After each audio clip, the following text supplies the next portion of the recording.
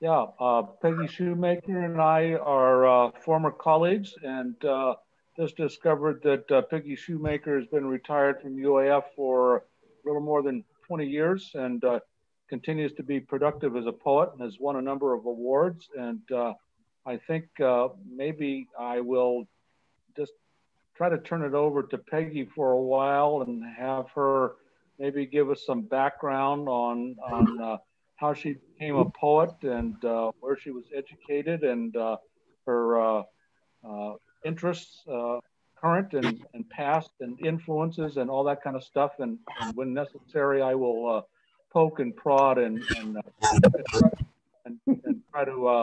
try to keep this thing in conversation mode. So Peggy, I'll just Except, kind of let you fill us in on. Can we ask everyone to mute? We're getting a lot of background noise. Please mute yourself.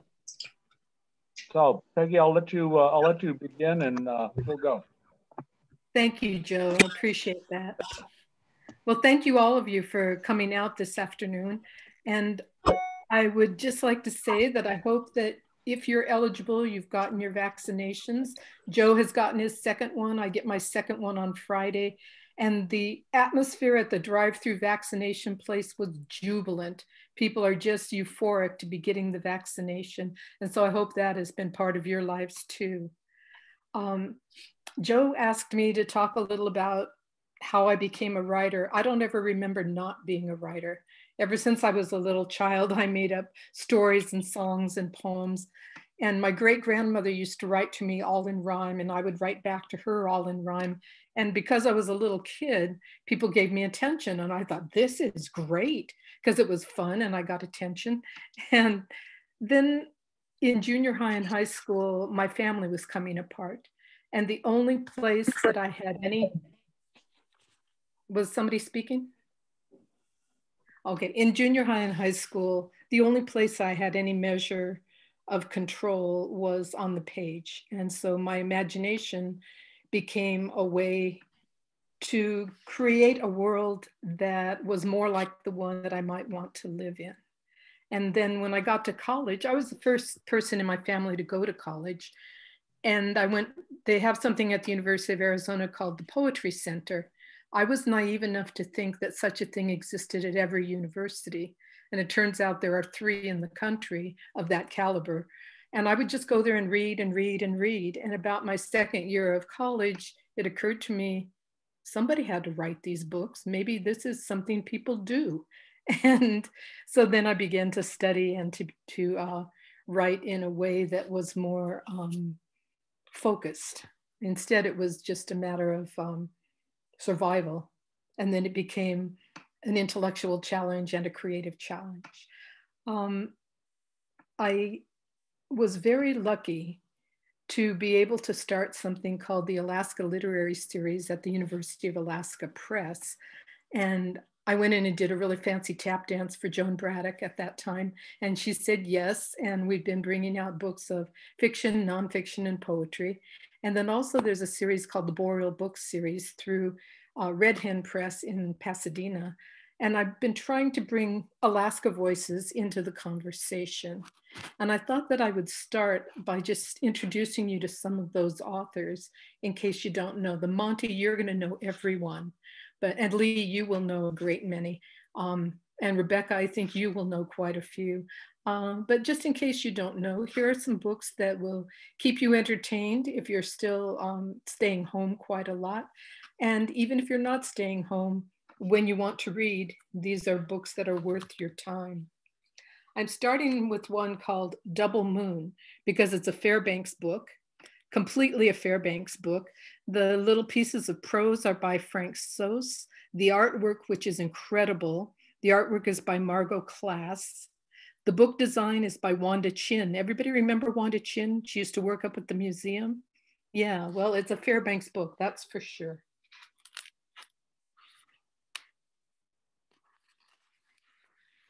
So here's the piece of art. The piece of art came first, and then the prose came after. And probably several of you will remember this year. Early snow. Remember when it snowed early that time? I think it was the fall of '92. It bent the trees, still full of leaves, over just like that. My father was in the hospital far away, having his chest cut open, his heart repaired. That day, he almost didn't make it. Come spring, we all thought the trees would right themselves, straighten right up. But they didn't. They never did. Remember that time when all the snow came early? One more little one. Frank calls these pieces squibs.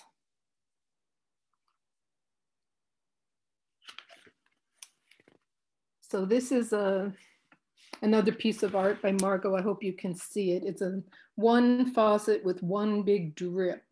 And if you want to look at it, it's on the cover of a book by Nicole Stellan O'Donnell called Steam Laundry. But this little piece is called Indian River Run. This is how the world got made so slowly, so secretly that we hardly noticed. One drop of water on a rock, then another.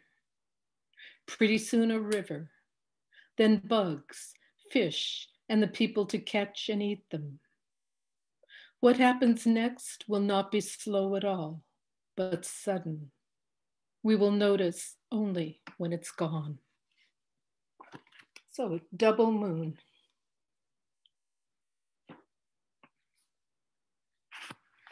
There is an Inupiaq and part Inupiaq, part Puerto Rican poet in Nome named Marie Tozier, and her book is called Open the Dark. This is her first book. I'm glad to report that she has survived a very major bout with cancer, and she is back home in Nome with her 7 children and her husband. She writes very direct, very strong poems, very often centered in family. And I'm just going to read you 2 brief ones that deal with her grandfather. Man of virtue. My grandfather takes the Bible at its word. James 1:27. To visit the fatherless and widows in their affliction. 80 years old, he travels the smaller villages to comfort those in mourning. Speaks of grown men as orphans who need care. He plays the accordion and sings the old hymns they all remember.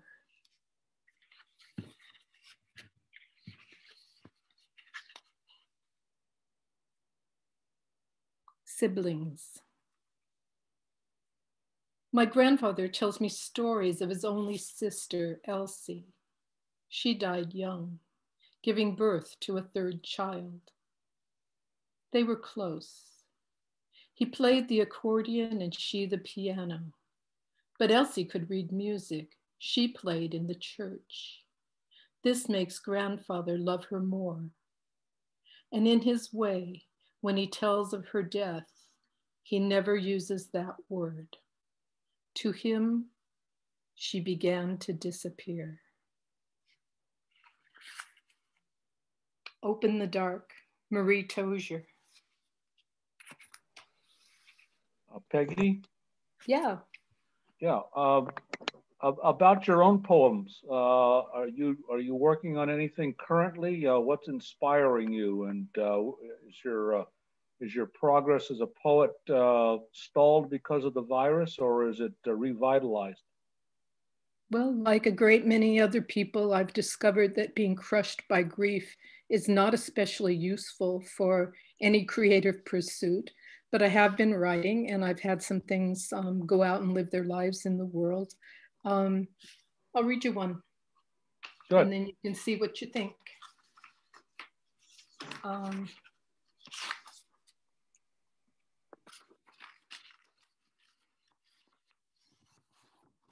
it's interesting that a lot of the work that I've been doing this whole last year has had an elegiac impulse because, of course, death has been everywhere, suffering has been everywhere. But I've been discovering that the line between elegy and ode, between mourning, lament, and praise is a thin line. Sometimes they're intertwined and sometimes they're inextricable maybe. This one's called Came a Sickness. The people were used to dying one at a time. Then came a sickness upon the land, came a sickness to every nation, came a sickness that killed the already ill, killed those who had not known sickness, killed the generous who cared for the dying, killed the careless, killed those who embraced worship, killed those who touched no God. The people were used to grieving by gathering the goodness each person brought to the world. Left, bereft, we masked ourselves. So many at once, gone, gone without touching, without goodbye, without rites perfected over centuries. Came more sickness of mind, scams, lies, the constant, deliberate epidemic of lies. Came fine minds crafting vaccines. Came for the lucky recovery.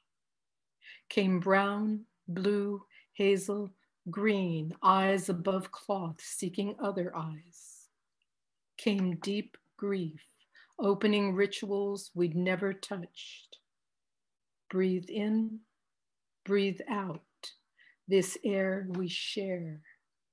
Each breath a blessing, each breath a prayer. So that's a recent one. I had a friend the other day say she reached a hand in a jacket she hadn't worn for a month and found her favorite mask. And then she said, you know, a year ago, I didn't even have the concept of a favorite mask. And there it is. But I've also been thinking about people who've gone before, people I miss, like Eva Salidas and Sherry Simpson, marvelous Alaska writers whose work I recommend to you also.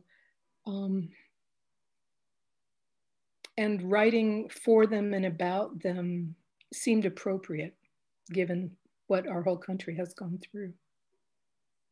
I think the last time that I saw you, Peggy, was a celebration of Eva's life and poetry. I think it was somewhere up on the upper campus, and there was a large gathering. Yeah, she was quite a brilliant writer. She'll be missed. So in terms of this past year, you see your poetry becoming a little darker. Are there any bright spots in it? Well, very few of my poems would send you singing zippity doo dah out the door. But there's always laughter somewhere. And there's always, I hope that there's always tenderness. Well, you brought up Eva, so I'll read you a recent one that's for Eva. This takes place in Kona. Every year, she and Craig would come to Kona, and Joe and I would go to Kona, and we would find each other. Eva, for those of you who may not know, she was a marine biologist who studied killer whales in Prince William Sound. She was an oboe player, a runner. She did a Master of Science in Marine Biology at UAF and also an MFA in creative writing at UAF. She was an amazing cook. She grew organic vegetables, and she had a fairly wicked sense of humor. So those are just a few of the outlines of Eva Salidas. You'll get a sense of her. And this is a moment that we almost shared. It's called Gifts We Cannot Keep. At the old Kona airport, past soccer fields and abandoned hangars, cracked asphalt spreads. Taxiways for miles parallel the Pacific. We just come from Body Flow, a class that, in your words, kicked my ass. By then, though, you'd caught a second wind. You wanted a run. I have never wanted a run. We did not yet know what coursed again inside you. You took off, gazelle and grubby gym clothes. I clambered up onto lava rocks to watch the surf. White foam turned spume over jagged black. Your study animals, orcas, white and black, far from here, gorged on seals and porpoises. You knew already that after the spill, you were witnessing their last days, listening underwater for the language spoken only by this pod that after the spill did not make babies. You saved your breath for prayers in wind, for poems and songs and long hours glassing the water. We had no way then to know that they were back, the cells that could not control themselves, those cells. You ran beyond where I could see. I faced vast waters. One moment calm, then the ocean explodes, barnacle-crusted humpback, full-bodied breach splashes me, wild eye huge and watching, whale pausing like Baryshnikov in rarefied air.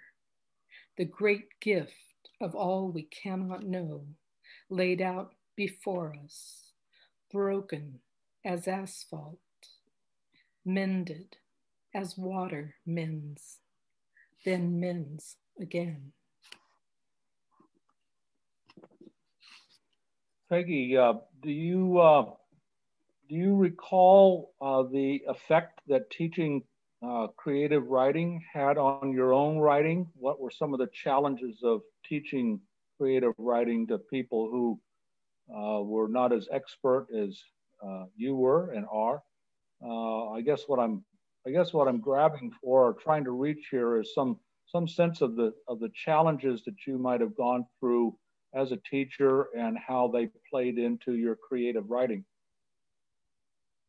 Well, I would just tell you, I've always considered it an immense privilege to be able to sit in a room and talk to people about books and talk to them about their own poems and essays and stories.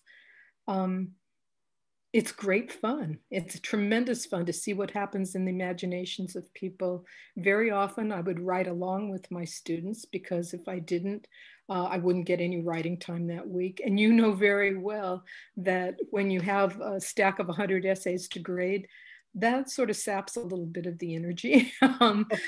But in fact, there was somebody in engineering who said to me, "Don't you have TAs who grade your papers?" I said, no. That's a whole different world. But anyhow, I've had the great good fortune to work with many of the people who went on to be excellent writers around the state. And it's always been a gift to me. And I'm really excited about the new crop of writers. There are young writers coming up who are immensely talented. And there are people on this call right now who are immensely talented, like Lee and Rebecca and Marianne, and I forget who else is on the call, but I should look and see. And you, Joe. Anyhow, Mary, of course, and Nisha, and there are just a whole lot of folks that that find ways to match language to what they think and feel, and it's never dull. It's never dull to just see people begin to articulate what it is that they've only sensed and to find the right language for what matters to them. It's just terrific. I should ask some of the other people in the room, though, if they have questions. Is there Yeah, anybody no, there who'd like to ask? yeah, yeah. Let's open it up to some other people who have had experiences with Peggy's poetry or with Peggy's teaching. Anyone?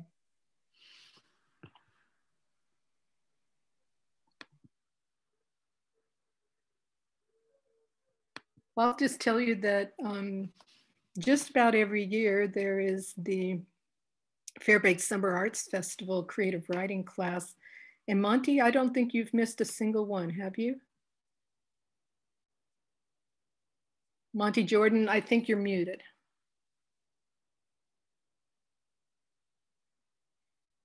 I think that's pretty close. I may have missed one in the beginning or somewhere near the end, but I think I made most of them. And will you tell people what you do there? We write. We learn more about writing. We read to each other so they can tell us what's wrong with our writing, and in a nice way. And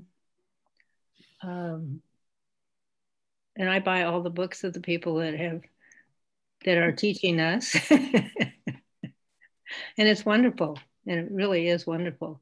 I'm frankly I'm much of a writer, but I love being around writers and hearing what they have to say and thinking that I'm going to write something, like even a letter.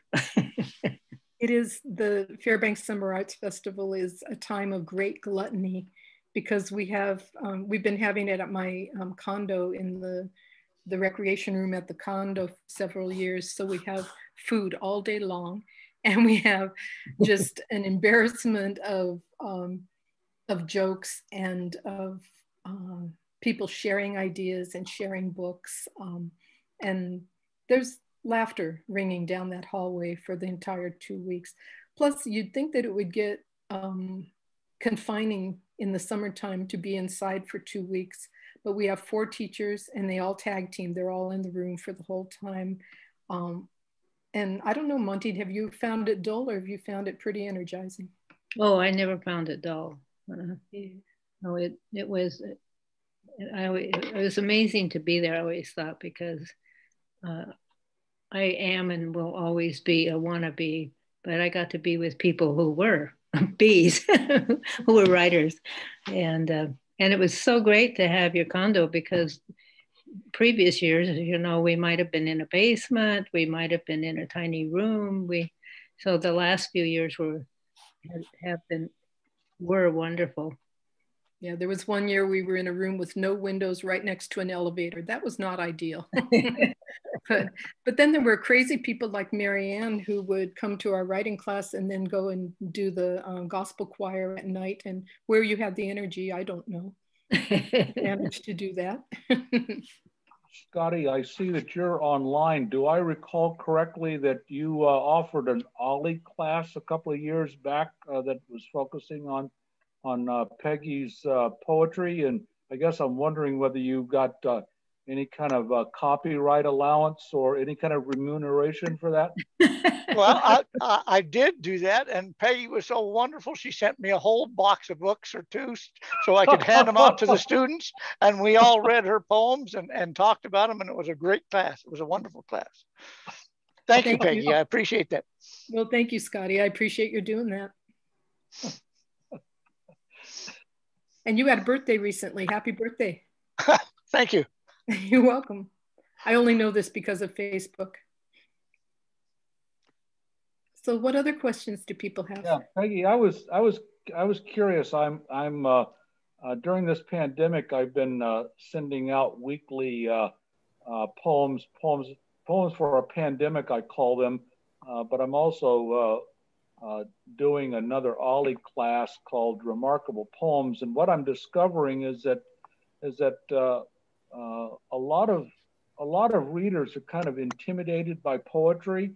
And I have some explanations for that, but I was wondering whether you have any views on what could possibly make poetry so intimidating, and what you try to do to say it doesn't need to be that way at all.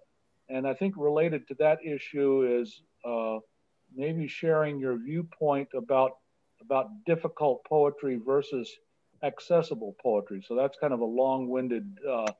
I guess it's a hook with some bait on it. Anyhow. Well, I will say that a great many people become inoculated against poetry, and I think that it happens frequently when, well, I'll give you a music metaphor. When a child wants to play the trumpet and the teacher tries to teach music theory, there's a problem there because the kid wants to blow into the trumpet. The same thing happens with poetry, or the person will bring in poems that matter a great deal to the instructor, but don't particularly connect with the children or the adults in the class. I ask students in most of my beginning classes to bring a book of poetry that matters to them and write just one paragraph about why it matters to them.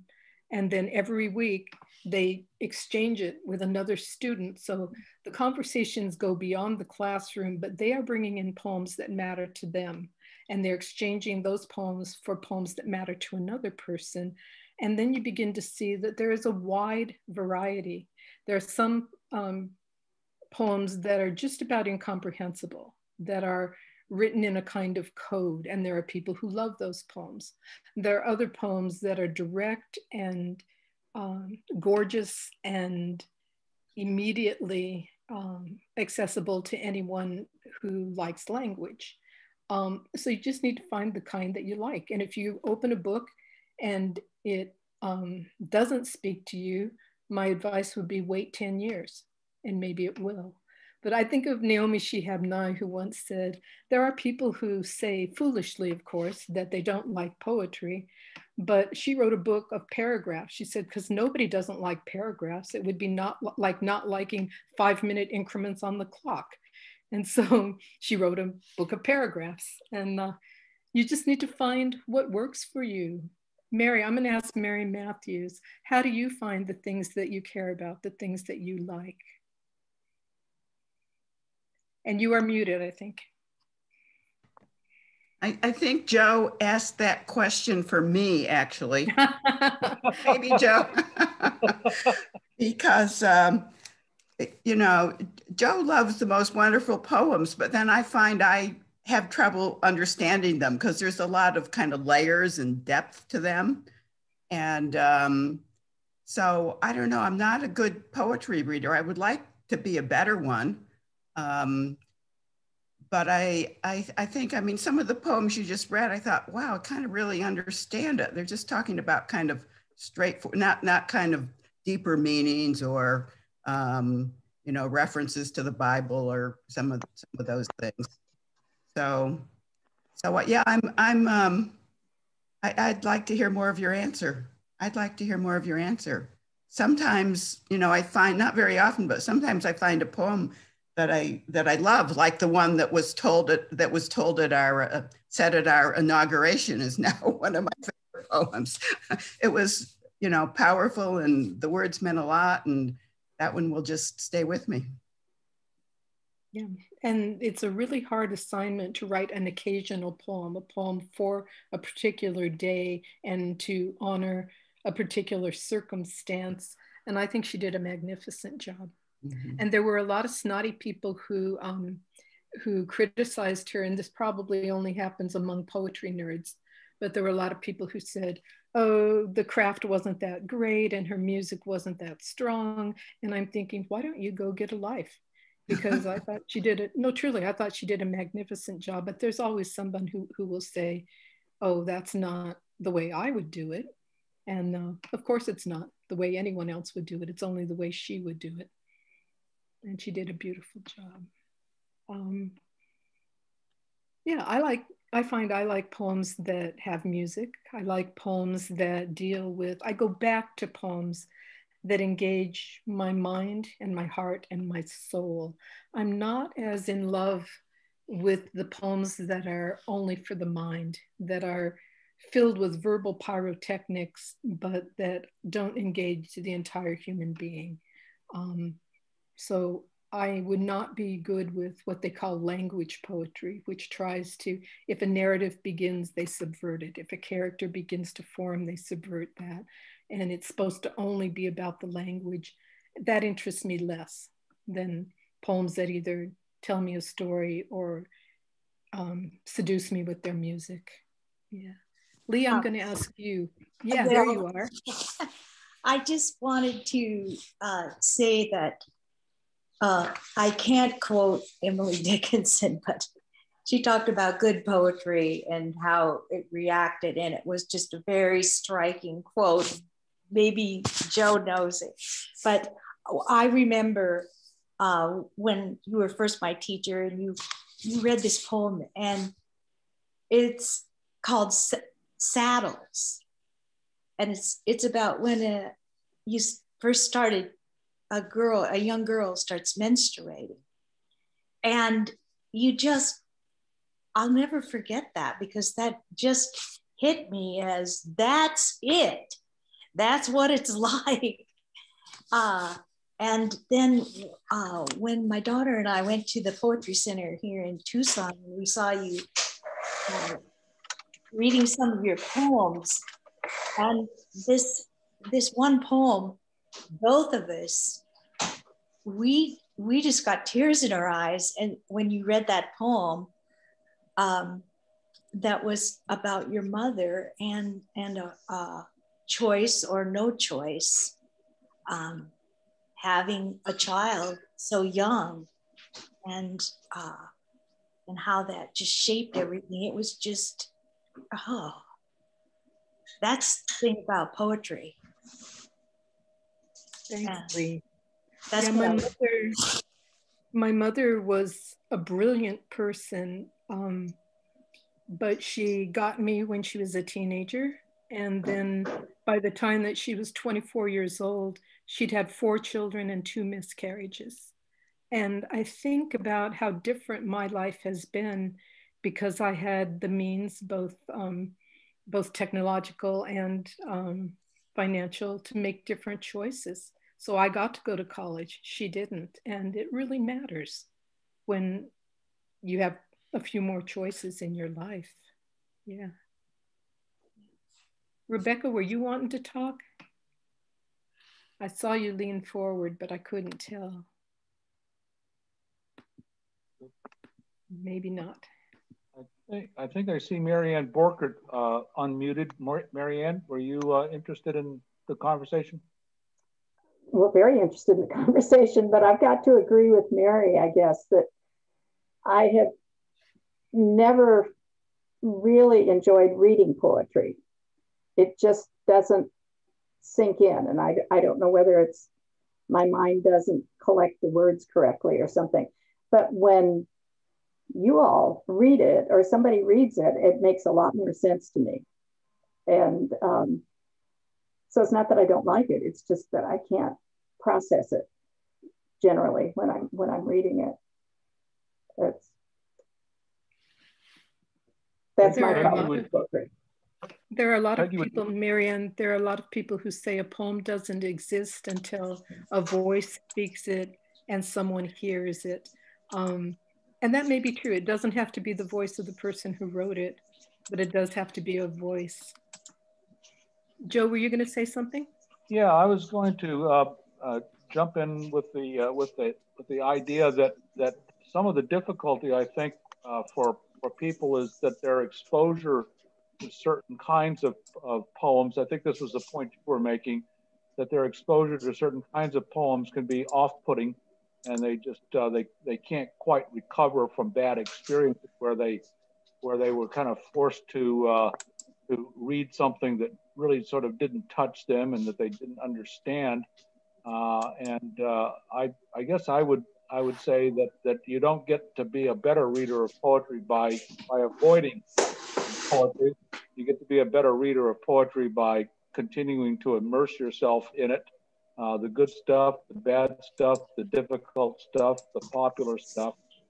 And, there's a big difference between what Louise Gluck writes and what Billy Collins writes. And I think to be a good reader of poetry, you should kind of expose yourself to those, as well as Merwin and Wallace Stevens, and go as many different ways as you possibly can. So that, I guess that would be my my notion of how you develop some kind of expertise, and not just expertise, but a comfort level with reading poetry. I think it's important to Marianne that you don't think that you have to get it, that there's a right answer in the back of the book, and if you get it wrong, that the poetry police are going to come and smack you around. Instead, poetry should first and foremost create pleasure. It should create pleasure. And by that, I don't mean it should be easy, and I don't mean it should be always joyous, although sometimes it's joyous, but it should open the realm of human possibility. It should make us able to think and feel things that we couldn't think and feel before. Well, that's a valuable idea. I think Samuel Taylor Coleridge would absolutely have anticipated that by saying that the objective of poetry is to give pleasure, and he would claim that something isn't a poem if it gives you no pleasure. I think what we're doing as readers, not only of poetry but also of fiction, is seeking ways to enhance our lives and kind of refine our feelings and our minds. And I think poetry is probably kind of a whetstone for doing that kind of thing, to kind of make us better, not just better readers, but better people. We hope so. And Marianne is also thinking about. Oh, go on. Go ahead, Mary. Well, I was going to ask Peggy if you think there's a difference between women's poetry and men's poetry. Yes, men's poetry is written by men, and women's poetry is written by women, and that's the primary difference. Also, many people would tell you there's an entire group of women who count things up. Male poetry gets reviewed more often. It used to be that it got published more often, but because the Vita count has been going on for about 20 years now, magazines that were only giving 2% of their pages to women have been called out. And so there are many, many opportunities now to allow poems and stories and essays to get out into the world to live their lives. I think that the male perspective and the female perspective can be distinct from one another, but they're not always. So, I mean, for example, I think Eva's essays that deal with being on the boat and focusing on the whales, those might have been written by a man, but given the entire complexity of her worldview, being a woman made a difference to those essays. Does that make sense to you? I think so. Yeah, well, I hope so. What do you think? Is there a difference that you've perceived? I don't know that I could articulate it, but sometimes I'm imagining who the person is that's the poet, and whether, and sometimes I imagine it wrong. So, but that's okay too. And I'm thinking, if we put ourselves into the position to encounter more poems, or for example, if we decide that we want to increase our capacity for joy, maybe we'll go look at more visual art, and maybe we will read a poem. Naomi Shihab Nye used to read 3 poems a night to her son during his entire growing up. He did not grow up to be a poet, but he did grow up to be a man. He is a man who has a great affinity for language. And I think that's a useful thing, whether you use it to make poems or whether you use it in other ways. But if you listen to music every day, you're going to understand music differently than if you never listen to music. Yeah. And before, hello. Hi, Peggy. My name is Jan. Hi, Jan. Very much a novice to poetry. I've always avoided it. Feeling that I couldn't understand it and didn't want to put the time into it. And now I've been introduced to it by Joe. And I really believe it's a very demanding discipline. It's very greedy. When you sit down to read a poem, you have to really give it your attention 100%. It just requires everything out of you. You almost feel exhausted when you really get into it. As opposed to reading fiction or even nonfiction, you can kind of space out as you read. There's pages and pages and pages. Sometimes your mind just goes off into a different realm. But with poetry, it's so demanding. If you space off for a few minutes, you've lost something. You've got to go back again because it's so Spartan in the number of words and images that it displays. So I think for you people that are poets, I believe that you have a very good discipline, very demanding discipline, and it's not as gentle as a lot of people think it is. It's a pretty tough literature method, I believe. I agree. I think it's tough too. I also think that what you're describing in some ways is slowing down. When we read a poem, we can't speed read. And when we read a poem, we don't want to rush through the boring parts. There shouldn't be boring parts. If we read it out loud, we begin to have a sense of embodying the words. And I think that's really useful. Yeah. Peggy, we've had a request that you read some more of your poetry. And before I turn that over to you, I did find one of your poems that I would like to read aloud. And I think my point in doing so is not just the beauty of the poem, but to suggest that that it may be a poem that could very well have been written by a man. And unless we sort of have the poet identified here, we might not know the gender of the writer. You'll remember this one, I'm sure. It's from your volume Underground Rivers, and it's called Grace. When light stretches from what we call yesterday to what we call tomorrow, the smallest winged ones who winter over tuck seeds in the peeled back scrolls of paper birch, sunflower, and millet.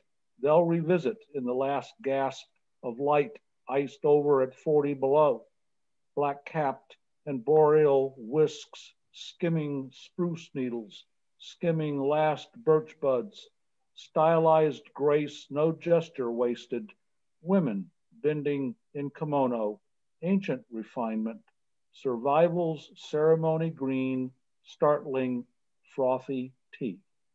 That's a wonderful poem. And, thank you, Jim. And congratulations on that. Let me turn some recitation over to you. Well, I was just going to tell you that poem came after I witnessed a woman named Lynn Yamaguchi Fletcher performing tea ceremony. It was incredibly beautiful. But then I was also watching the chickadees out on the railing of my my house out in Esther. The way that the imagination combines things is really unpredictable. And part of making any art is being open to the unpredictable juxtapositions when they show up and just saying yes. And sometimes you're 3/4 of the way into a poem and you realize it's going to go over there. And you didn't intend for it to go over there, but there it went. And that's part of the excitement. Yeah. Yeah. I think what I like about that particular poem is the way in which you have juxtaposed the human and the natural, and getting people to sort of think about that interplay. Anyhow, would you like to read some of your poetry? Just a couple more, maybe. Many of you have probably been down to Exit Glacier down by Seward. And for those of you who are poetry nerds, I will tell you that this is a syllabic poem, meaning that the lines have a certain number of syllables, and you won't hear that. You won't hear it, but it's just fun to do. So if you're ever writing and you want to set yourself a challenge, you might try having, these are in couplets, and in 6, the first line has 6 syllables, the second line has 3 syllables. So it's fun. It's called Exit Glacier. When we got close enough, we could hear rivers inside the ice.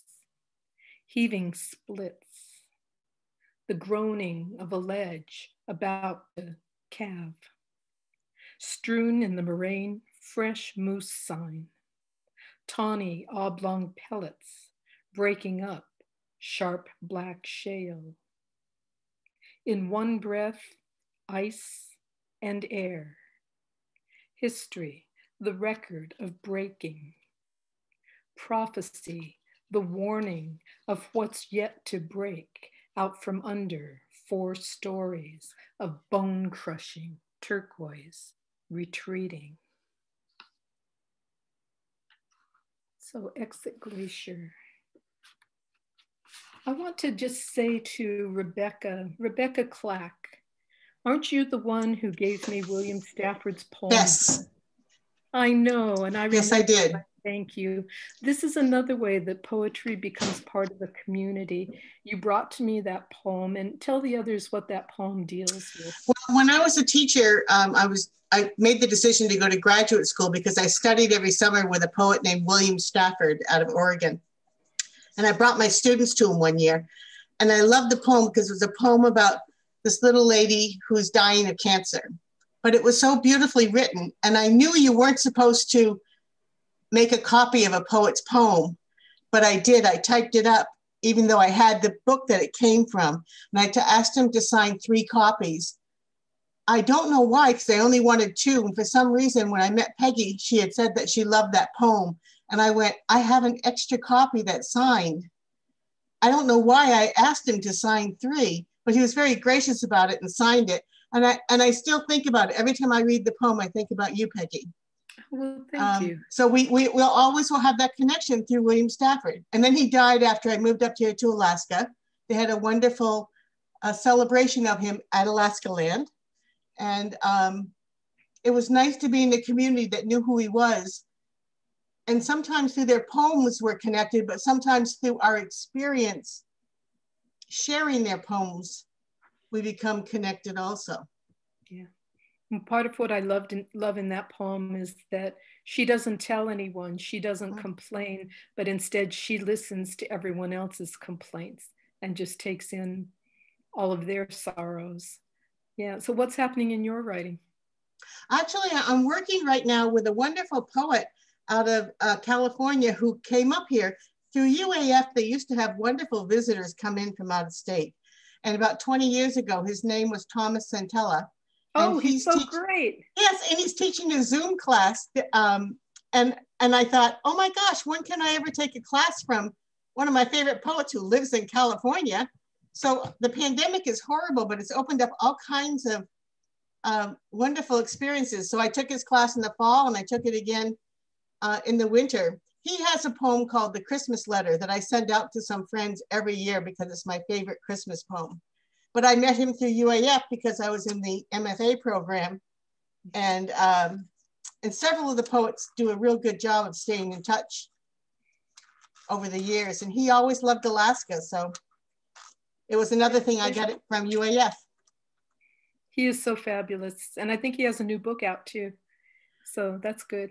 But I was going to tell you too, I think that there are still visiting writers coming up, just not as many because it's expensive, as you know, but there are some that are happening on Zoom too.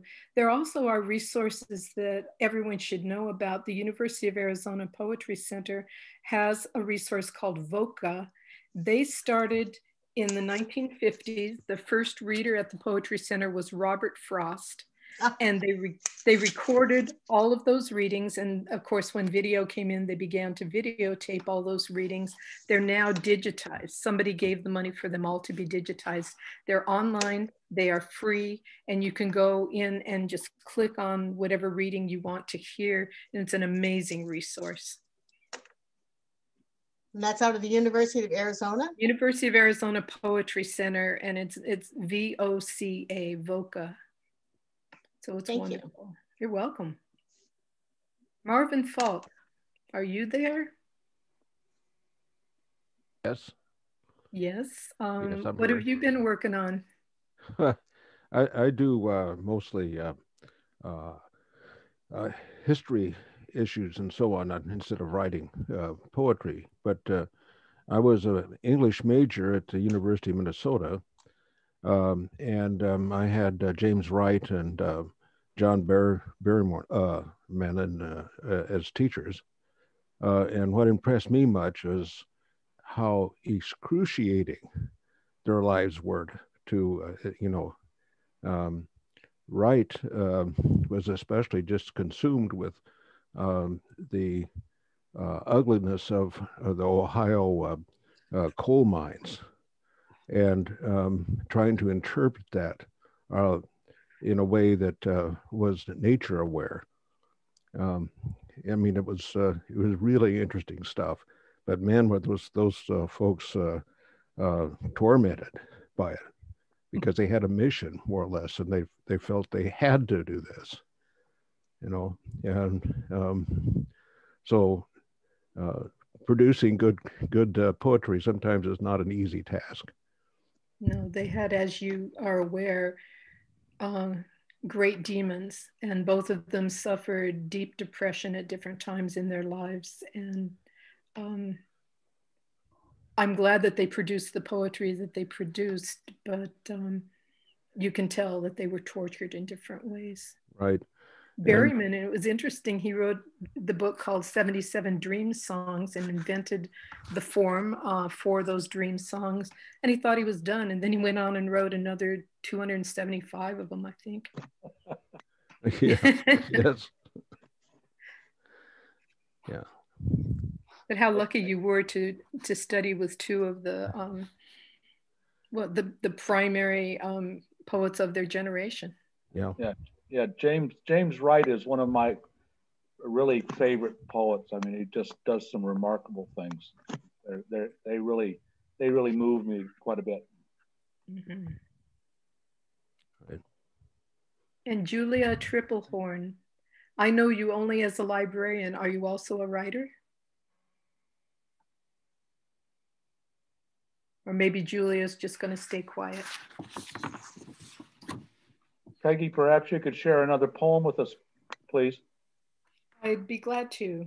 Well, you're breaking out of this now because the days are getting longer, but you all are aware of how it feels when the sun barely comes up. I used to try to teach at night so that I could go out during the few minutes of daylight and take a look at it. When I first got to Alaska, I thought, something damaged the sun. Man, it's not it's not what it used to be. And I'd forgotten that the light in the desert is so fierce and the light in Alaska is completely different.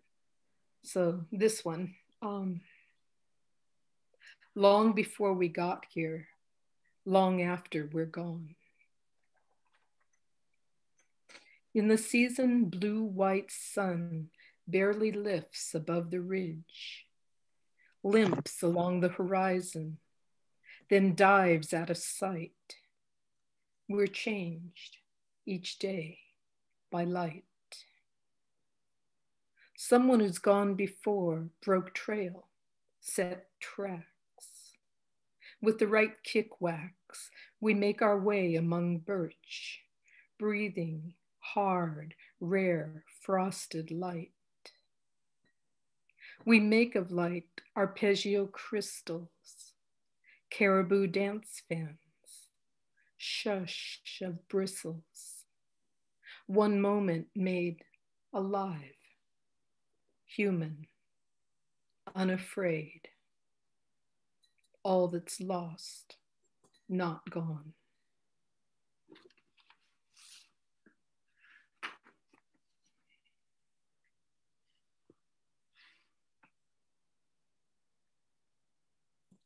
You're muted, Joe. Got it. Yeah. What are your immediate plans, Peggy? Are you going to be traveling anywhere once things are a little safer? And how's Joe doing? And what's happening in your life these days? It's at this moment you couldn't pay me money to get on an airplane. And Kes, my friend, many of you know Kes, said it's been 40 years since he's gone this long without getting on an airplane, but he's getting on an airplane this month. Joe is doing dialysis 3 times a week. And so we didn't want to expose him to anything he didn't absolutely have to be exposed to. We hope to go home this summer, but we have not been home since 2018. So it's been too long, way too long. Let me think what else I should tell you. We are really enjoying being in the desert, but it's peculiar. This is where I grew up and my family is all here. And it's very strange to be so close and not to visit them. But I'm hoping that, as I say, I get my second vaccination on Friday and Joe's already had his second one. So we're hoping to be able to visit pretty soon, at least outdoors. And how about you? How are you and Reba? We haven't gone anywhere in about a year. Our last trip was to Argentina, and I'm not sure when our next trip will be. It might be stateside, and that would be okay too. I feel like we're getting a little antsy to go somewhere. It's just a case of making sure that we're safe, and it's a place that we feel like we can unwind a little bit. It's been social isolation can be